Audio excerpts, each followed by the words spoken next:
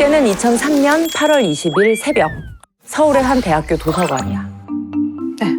평범한 회사원인 홍 씨는 자정이 넘는 시간까지 공부를 열심히 하고 있었어. 아, 시간이 벌써 이렇게 됐네. 홍 씨는 주섬주섬 일어나서 짐을 챙기고 도서관 밖으로 나오는데 비가 엄청 쏟아져. 우산을 든 홍 씨는 학교 앞 하숙집으로 향해.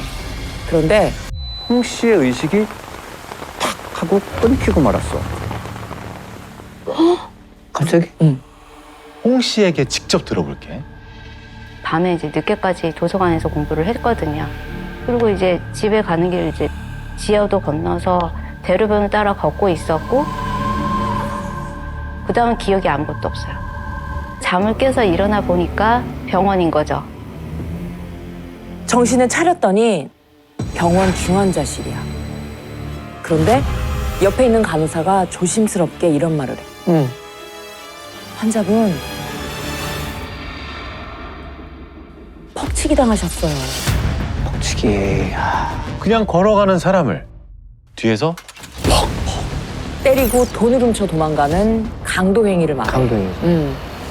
학교 앞 지하도를 나와서 걸어가던 그때 누군가 힘껏 그녀의 머리를 때린 걸로 보여. 그리고는 홍 씨의 가방을 들고 달아났어. 그 가방 안에는 핸드폰과 지갑이 있었다고 해.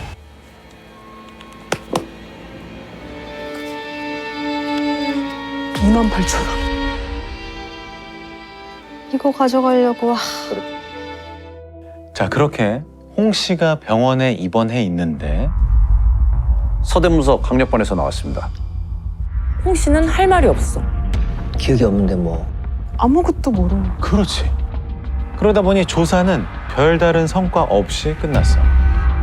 그런데 병실을 나가던 형사가 무심코 이런 말을 해. 나 골치 아프네. 이런 일들이 자꾸 일어나나. 자, 이 사건 연쇄퍽치기. 연쇄퍽치기 사건일지도 몰라. 이 지역은 서울 한복판에 있는 한 대학가야. 무려 5개의 대학이 모여 있어.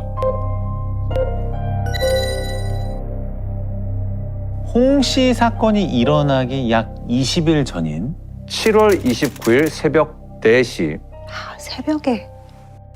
바로 여기 부가연동에서 혼자 귀가하던 여성이 누군가에게 머리를 맞고 쓰러졌어.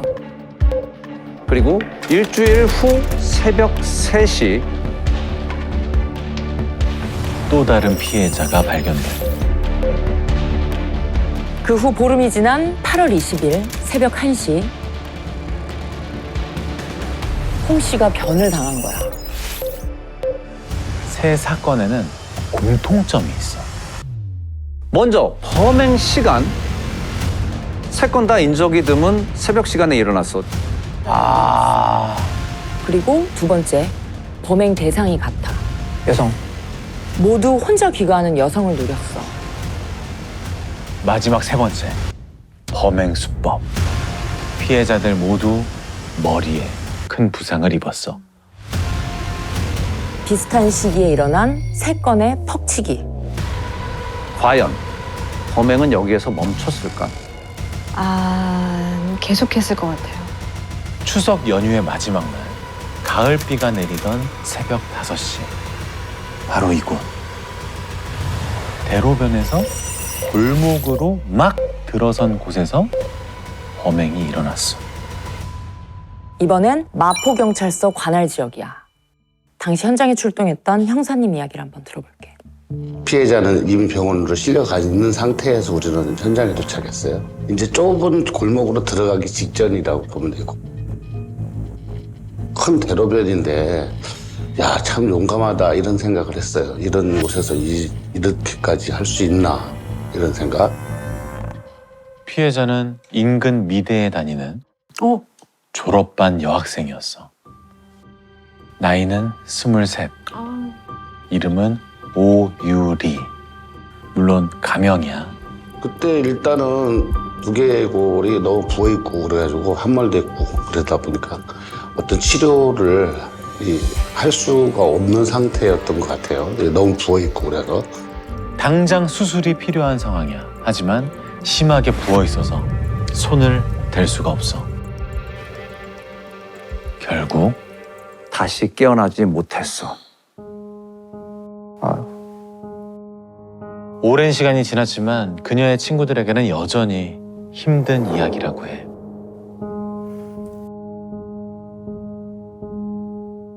자, 대학가에서 연이어 일어난 강도 사건은 이제 강도 살인 사건으로 바뀌었어.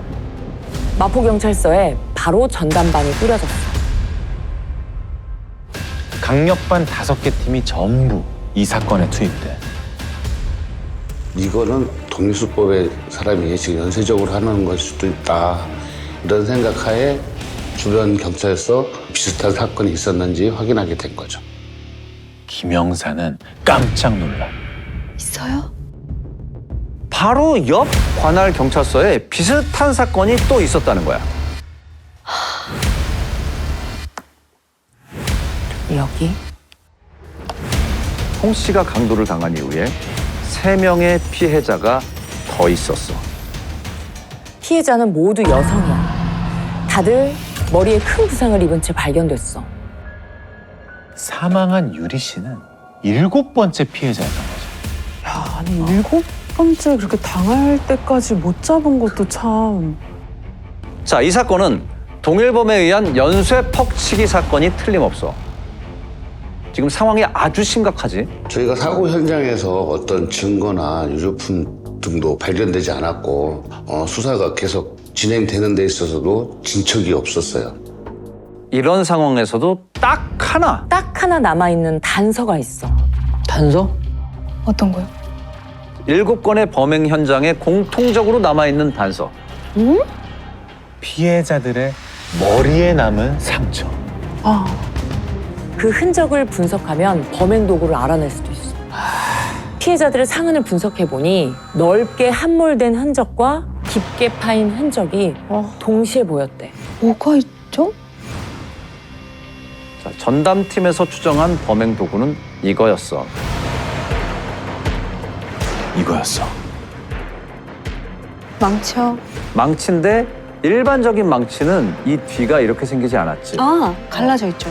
이게 정망치라는 도구야. 정망치가 어디서 만들어지고 어디서 판매 루트가 어떻게 되는지 이것도 확인을 했는데 사실 그거는 너무 건설 현장에서 너무 많이 쓰이더라고요.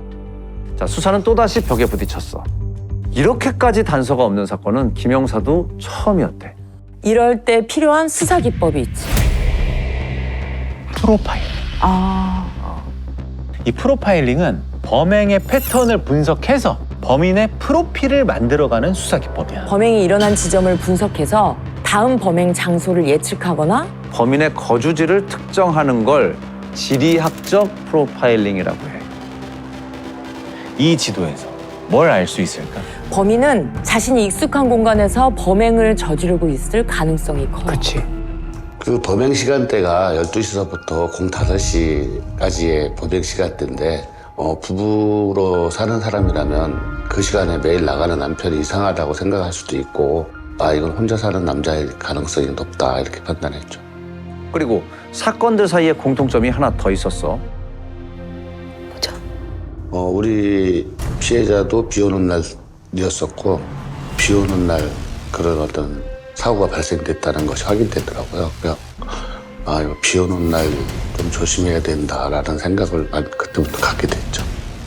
범인은 비 오는 날 새벽에 혼자 귀가하는 여성을 노린다. 이제는 발로 뛸 차례야. 일단 범행 지역 인근에 혼자 사는 남자를 찾아야 돼. 그런데 지금 이 지역이 어떤 곳이야? 학교 근처죠. 대학가에 혼자 사는 남자가 얼마나 될까? 와, 너무 세어보지 않아도 엄청 많아. 많지. 게다가 전입신고를 하지 않고 사는 사람들도 많아. 뭐 자취를 한다거나. 어렵다. 500명이 넘더래.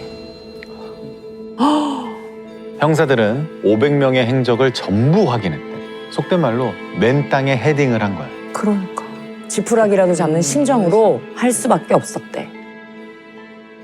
어떤 결과가 있어야 되는데 결과가 없잖아요. 그러다 보니까 어제 뭐 했어? 그러면 한 게 하나도 없는 거야. 지치고 뭐 수사하는 거야 안 하는 거야 막 이런 말까지 나오게 되죠. 자, 강력반 형사님들은 낮이면 발로 뛰면서 용의자를 찾았어. 그리고 밤이 되면 이 일대에 일제히 잠복 근무에 나서. 밤 10시부터 새벽 5시까지. 범인이 잡힐 때까지 비번 없어. 강력반 5개 팀 30명 전원이 2인 1조 15개 조로 나눠서 관할 지역 곳곳을 밤새 지킨 거야. 아니 형사님들 너무 고생했겠다 진짜. 잠복 18일째가 되는 날이었어. 형사들을 긴장하게 만드는 소식이 전해져. 비가 와요. 밤사이에는 강한 비가 예보돼 있어서 피해 없도록 조심하셔야겠습니다. 비 오는 새벽. 거리에는 사람 한 명 보이질 않아. 대로변에 차를 세워놓고 불을 다 끈 채 조용히 어두운 골목길을 주시해. 어느새 시간은 새벽 4시. 멀리서 뭔가가 눈에 들어와. 혼자 우산을 든 여성이 보이는 거야. 외국인 여성이야. 느낌이 이상해요. 그래갖고 건물까지 들어가는 것만 보고 가야지 했어요. 왜냐면 이제 안전하게 귀가를 하는 모습을 보려고. 김영사의 눈에 이상한 게 하나 탁 보였어. 건물 앞 주차된 차들 사이에서 시커먼 형체가 움직이는 거야. 저놈이다. 아 저거구나 하면서 차를 시동 켜고 이제 돌리는데 얘는 이미 너무 빨리 가 있는 거야. 여자분 바로 뒤에 붙은 거야. 손에 든 무언가를 치켜들어. 그 절체절명의 순간에 차창 밖을 향해서 김영사가 외쳤어. 야, 이 자식아! 김영사는 차를 세우고 놈에게 달려갔어. 야, 임마! 너 그거 당장 안 내려놔! 범인은 손에 든 둔기를 휘두르며 거세게 저항해. 그러다가 둔기를 던져버리고 냅다 도망쳐. 쫓고 쫓기는 추격전이 벌어진 거야.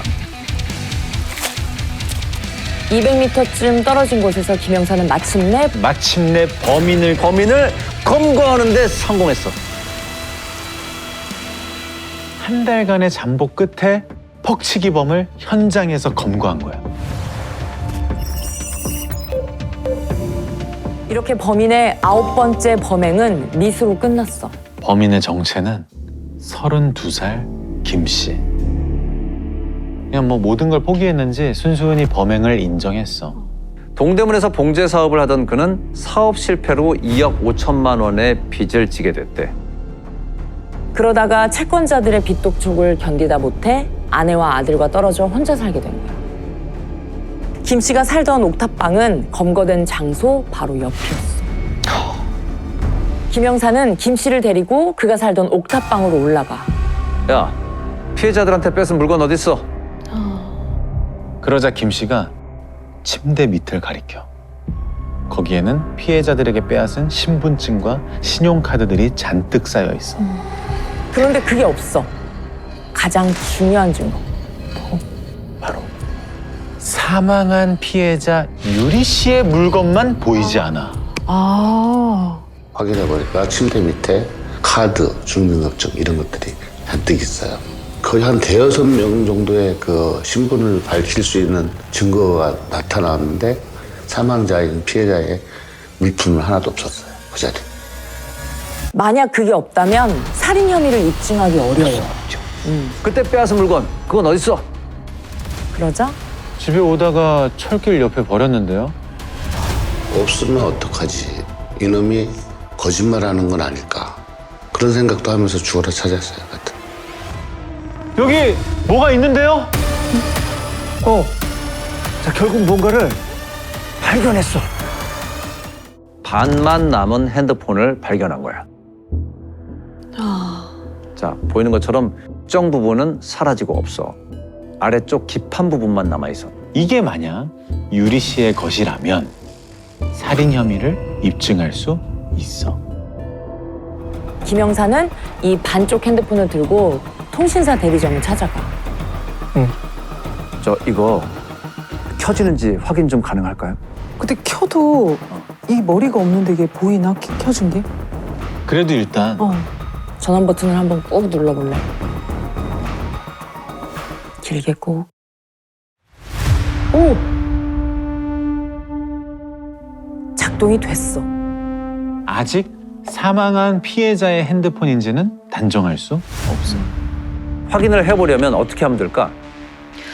우선 통화 버튼 통화를 눌러보면은 마지막 통화자가 나오니까 잘 아는 사람일 거라고 생각했으니까 그래서 마지막 통화를 눌러봤던 것 같아. 자, 액정이 없어서 그게 누군지 확인은 안 돼. 그리고 스피커 부분이 없잖아. 네. 그러니까 통화도 안 되는 안 상황이야. 되고. 그런데 그때 깜짝이야. 이 반쪽만 남은 핸드폰이 울린 걸까? 아니야. 뭐야? 형사님의 휴대폰이 울렸어. 에? 자, 이 타이밍에 누가 형사에게 전화를 걸었을까? 소름 끼쳐. 형사님, 방금 죽은 제 딸한테 전화가 왔어.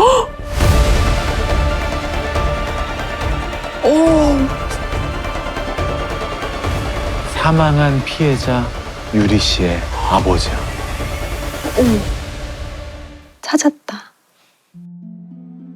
결국 이 핸드폰의 주인은 유리 씨가 맞았어. 드디어 살인 혐의를 입증할 증거를 찾은 거지. 그때는 이제 됐다. 안도의 한숨이 됐었죠. 이제는 됐다. 뭐 궁금한 게 또 하나 남아있지 않아? 범행 도구. 아까는 우리가 정망치라고 추정했었잖아. 그럼 과연 범행에 쓰인 도구는 뭐였을까?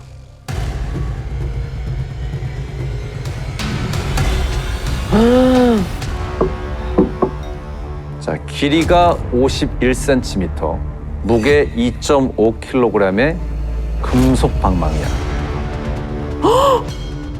우와, 나는 되게 가벼운 그런 알루미늄 생각했는데 이거 엄청 무거운데? 꽉 차 있지. 7년 전에 사기 혐의로 교도소에 있었대. 그때 이 퍽치기 수법을 배웠다고 해. 출소 후 그는 이 금속 방망이를 제작을 했어. 그리고 제작을 해요? 퍽치기를 제작을 하려고? 했어. 그리고 비 오는 새벽이면 이걸 들고 거리로 나선 거야. 한 명을 사망하게 만들고 7명의 생명을 뺏을 뻔한 김 씨. 그 대가로 손에 쥔 건 현찰 60만 원 정도였어. 김 씨는 피해자들에게 뺏은 돈으로 아들에게 인라인 스케이트를 사줬다고 해. 자기 자식은 소중하고 남의 자식은 정말 이해가 안 가는 사고방식이에요. 그리고 이듬해 김 씨의 재판이 열려. 검사는 강도 살인, 강도 상해 등의 혐의로 김 씨에게 무기징역을 구형해. 피해자들의 머리를 힘껏 내리치고 차가운 길바닥에 버려두고 간 행위를 살인 미수 혹은 살인에 대한 미필적 고의로 봐야 한다는 거야. 자, 그럼 판사는 어떤 판결을 내렸을까? 돈을 강탈할 목적으로 둔기로 사람을 때려 숨지게 하는 등 죄질이 나쁘고 피고인의 범행으로 인한 피해 정도가 심각하다. 다만 왜부터? 다만 피고인이 사업 실패 뒤 빚 독촉에 시달리면서 생활비마저 떨어지자 범행을 저지르게 됐고 어떡하냐. 범행 후 깊이 반성하고 있는 점을 감안해 피고인에게 징역 15년을 선고한다. 와, 이거 너무한 거 아니야? 이걸로 모든 게 끝난 걸까? 세 번째 피해자였던 홍 씨는 사건 한 달 만에야 병원에서 퇴원을 했대. 하지만 원래 지냈던 그 하숙집으로는 돌아가지 못했어. 살던 집이 하숙집이었는데 좀 같은 길로 가는 게 불안하기도 하고 그래서 다른 곳으로 이제 집을 옮겼죠. 또 다른 피해자는 얼굴도 모르는 범인을 두려워하면서 지내야 했어. 땅 들어오는 바시락 소리만 나도 막 땅 들어오는 것 같아. 새벽에 잠 못 자고 무서운 소리가 나 잠깐만 이렇게 판결 이후에도 피해자들은 불안과 공포 속에서 계속 살았던 거야. 이 트라우마는 평생 갈 것 같아. 평생. 내가 피해를 당했는데 뭔가 해소는 되지 않고 앞으로 평생을 그렇게 정상적이지 못하게 살아가야 하는데 얼마나 억울할까요? 그렇지. 눈에 보이는 상처는 시간이 지나면 아물게 되겠지. 하지만 보이지 않는 상처가 아물려면 더 오랜 시간이 필요해. 이 범인에게 내려진 처벌이 가볍게 느껴지는 건 피해자들, 그들의 가족, 친구들, 이 사건과 관련된 모두에게 남은 상처가 훨씬 더 크고 무겁기 때문이 아닐까. 오늘의 이야기는 여기까지야. 저러다 추락하는데 쿵 한 소리가 나더니 몸이 안 움직이지더라고. 말도 안 된다. 대한민국 영토에서 일어난 최악의 항공사고. 아니 이런 일이 있었다고? 나는 왜 모르고 있었을까? 진짜 공포영화. 필사의 구조 작업이 밤까지 이어지고 있어. 뭐 사람 시신 탄 냄새.